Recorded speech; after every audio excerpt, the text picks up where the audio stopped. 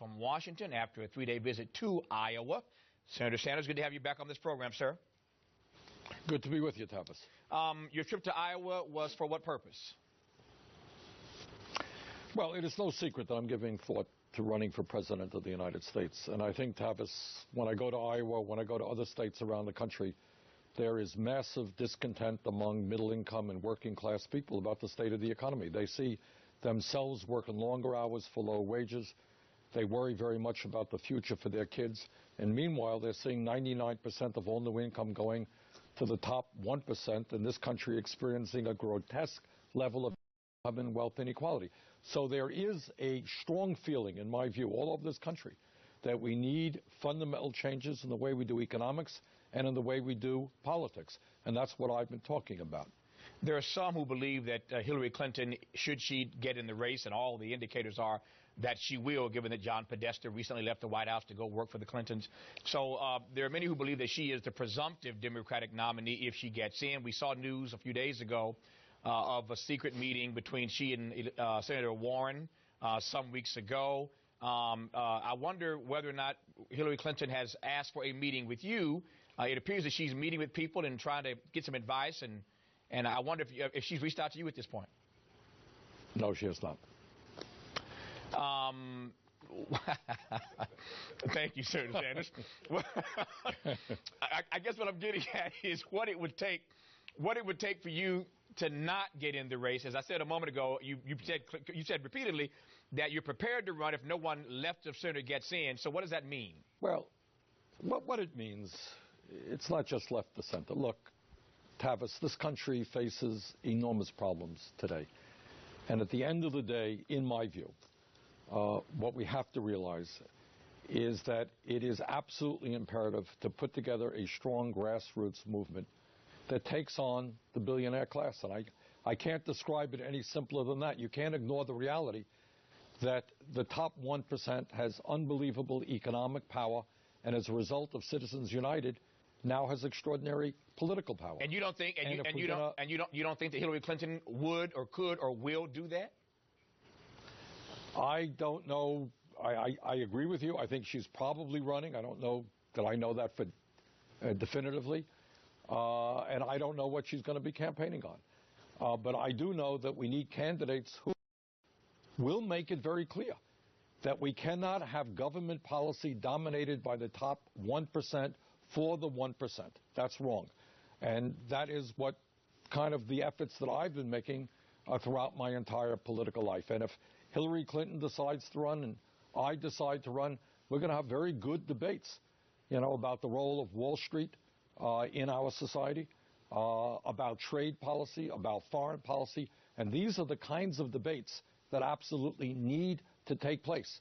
Because unless, in my view, my strong view, unless we rally millions and millions of people to say the government has got to work for all of us and not just the billionaire class, I worry very much about the future of the American economy for working families and about a political process which will be owned by the Koch brothers and a handful of other billionaire families. I want to ask about the Koch brothers in just a second. I saw your comments yesterday on This Week on ABC warning of the danger of the growing influence of the Koch brothers. We'll come to that in just a second. One other question about Hillary right quick, though. If folks are lining up behind her already, what is it about her message, her lack of message, what she has said or not said, that gives you reason to believe that she won't carry the water on those issues? Well, I can't speak for Hillary Clinton, and you'll have to talk to Hillary about that. All I can tell you is when I go to Iowa and I go to other places around the country, people want strong voices to be standing up for a declining middle class, a middle class which has been steadily in decline for 40 years, for the 45 million people who are living in poverty today. People want voices standing up for them. Mm-hmm. And they can make a decision how good or not good Hillary Clinton is. But what I have been talking about are the issues facing working families and the need to go forward. The political problem we have is that can we, at a time when so many people are demoralized, put together the kinds of grassroots movement we need in 50 states in this country? Can we raise not enough, not an equivalent sum of money to the Koch brothers, but enough money to run a strong grassroots campaign? And Tavis, that's what I'm ascertaining right now to see whether we can do that. The Koch brothers have come up now twice in this conversation. As I intimated earlier, I saw you on ABC's this week, yesterday, where you warned of the growing influence of the Koch brothers. What most scares you about what they're doing with their money and the money that they're corralling for the 2016 race? It's not just the 2016 race. For the 2016 race, they are saying that they and a few of their friends are prepared to spend some $900 million. That is almost as much as Obama or Mitt Romney spent in their entire campaigns.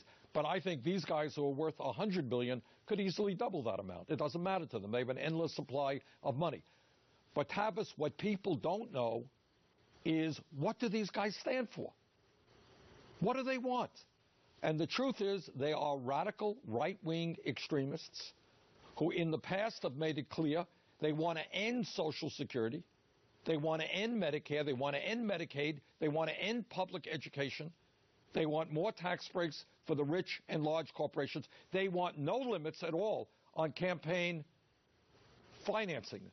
They think Citizens United has not gone far enough, and they want to be able to make direct contributions to candidates at every level of government. This is a radical, right-wing, extremist agenda.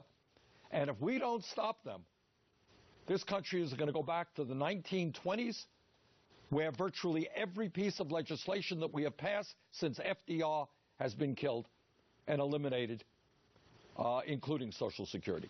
I hear your phrase, if we don't stop them.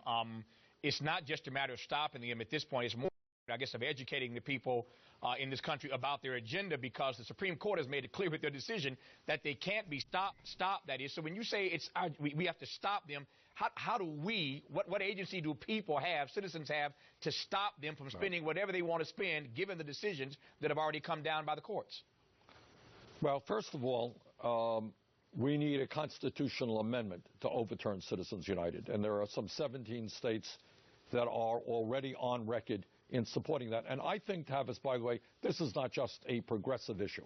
I think honest conservatives understand that we are seeing a major assault on the foundations of American democracy when one family may, in the next few years, have a more powerful political presence than either the Democratic Party or the Republican Party. Nobody I know thinks that has anything to do with democracy. So I think you need to overturn Citizens United through a constitutional amendment. I think we need public funding of elections, and we need a strong national grassroots movement to make that happen. 17 states on record already. It takes two-thirds, as you know, to make this happen.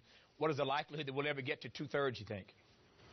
Well, I think if we do our politics well, I think we, in fact, can do it, because I think there is you go to Iowa, and no matter what people's political views are, they are so disgusted by the enormous number of negative TV ads that I think they and people all over this country want to see that end. But look, at the end of the day, nothing gets accomplished. We don't create the jobs that we need to do. We don't raise the minimum wage. We don't have a national health care program. We don't have pay equity unless we create a national grassroots political movement which says enough is enough. The billionaires can't have it all. Right now, 99% of all new income is going to the top 1%. Does anyone think that makes sense? Billionaires are able to buy elections. Who thinks that's right? But the question, Tavis, is, are the American people so demoralized? Have they really thrown in the towel that they are saying in their heart of hearts, nothing we could do about it? Or can we rally people to say no? You know, what Lincoln was saying at Gettysburg, we're a government of the people, by the people, and for the people. That's our goal, not a government of the billionaires. You've come up with a way you believe that we can cut tuition in half at public colleges and universities. Tell me how that works right quick. We can cut tuition completely in public colleges and universities. Look, just one example. The President of the United States wants to increase military spending by $37 billion. If you did nothing else, and I would do more, if you cut that increase in half, you had the states match that $18 billion, guess what? You've done away with tuition, all tuition, in public colleges and universities throughout America, period. I like it. Senator Bernie Sanders, independent from Vermont, thinking tonight about whether or not he will throw his hat in the ring to run for president in 2016 if if the right persons don't get in the race. We'll see what happens in the coming months and weeks. Senator Sanders, always good to have you on this program, sir. Thanks for your time. Good to be